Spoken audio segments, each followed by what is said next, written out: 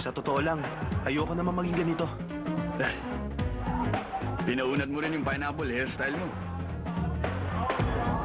Si Roger ang gumawa nito. Matigas at makapal daw ang buhok ko. Muntik na nga ako mapikon. Bakit di ka mag-isip ng bagong hairstyle? Hinihingi ko bang opinion mo? Hey, Lay! Ano masasabi mo?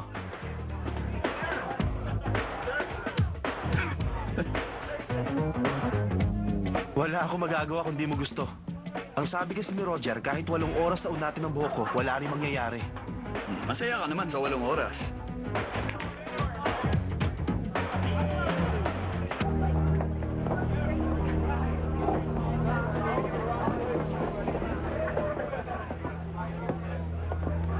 Anong ginagawa mo rito? Magaling ka pala sa bilyard. Hindi ganyan ang pagtrato sa babae. Alam mo ba kung sinong boyfriend niya? Nagtanong-tanong ka ba? Aba, syempre naman. Napag-alaman kong walang kwenta ang boyfriend niya. Kilala mo ba kausap mo? Akong kilalanin mo! Hoy! Oh, ako naman ang harapin mo. Oh. Hoy, sa susunod matuto kayong gumalang ng babae.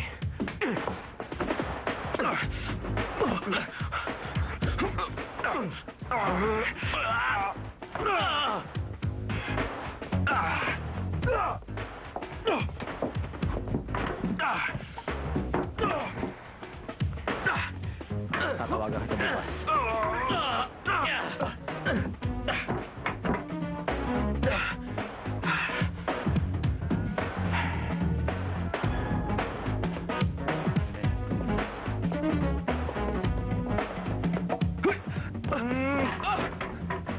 Ikaw ba ang boss?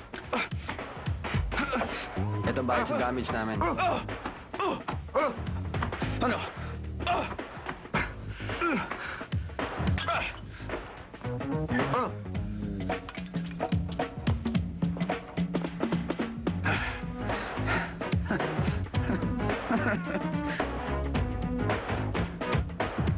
Sisi.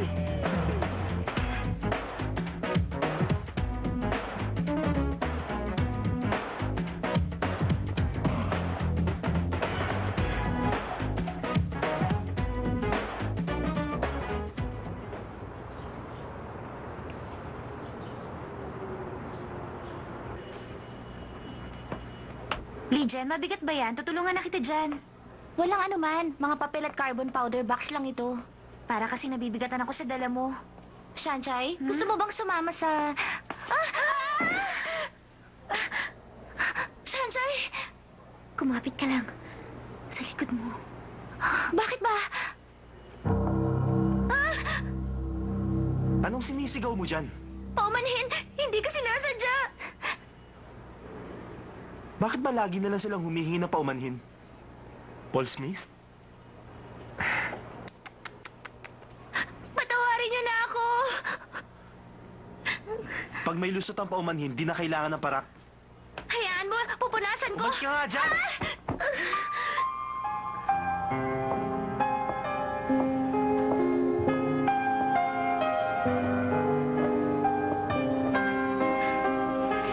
Sandali lang.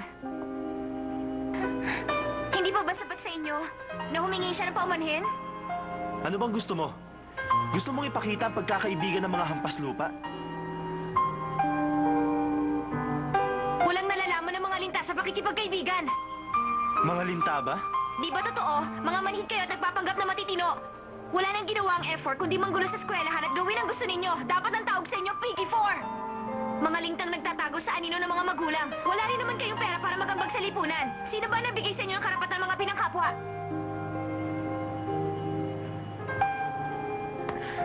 Matapang ka.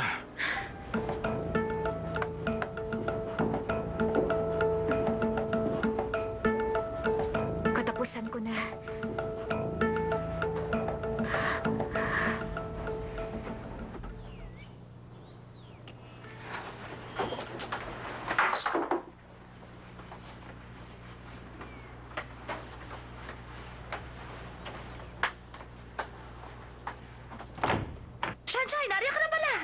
Opo, Ma.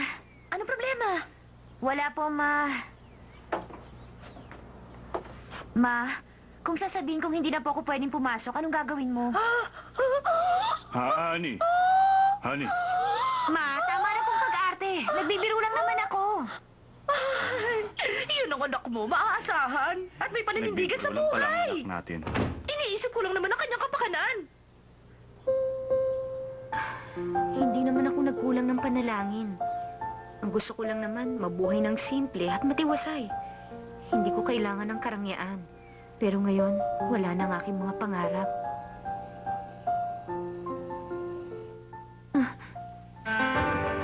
Huwag. Layuan niyo ako. Huwag.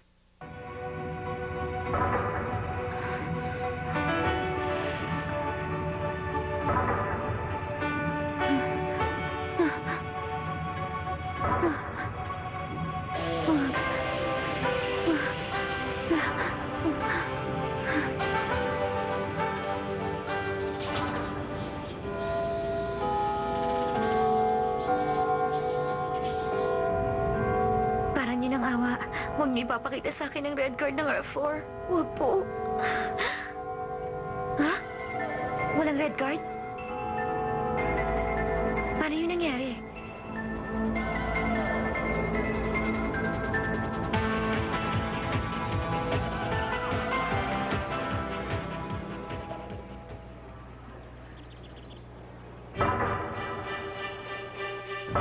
Anong nangyayari? Bakit sila umiiwas pag nakikita nila ako?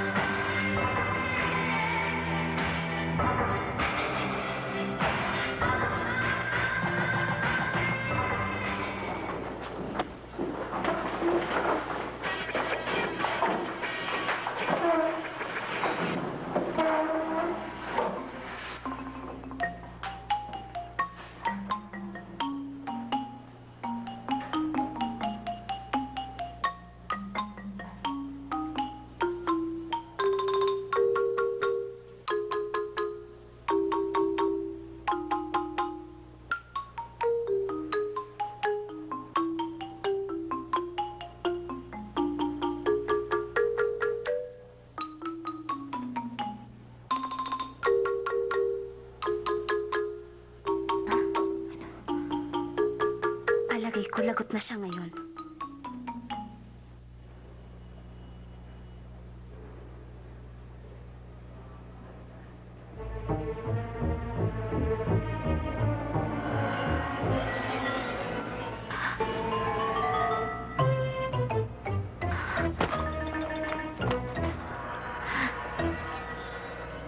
Wala na akong lusot ngayon.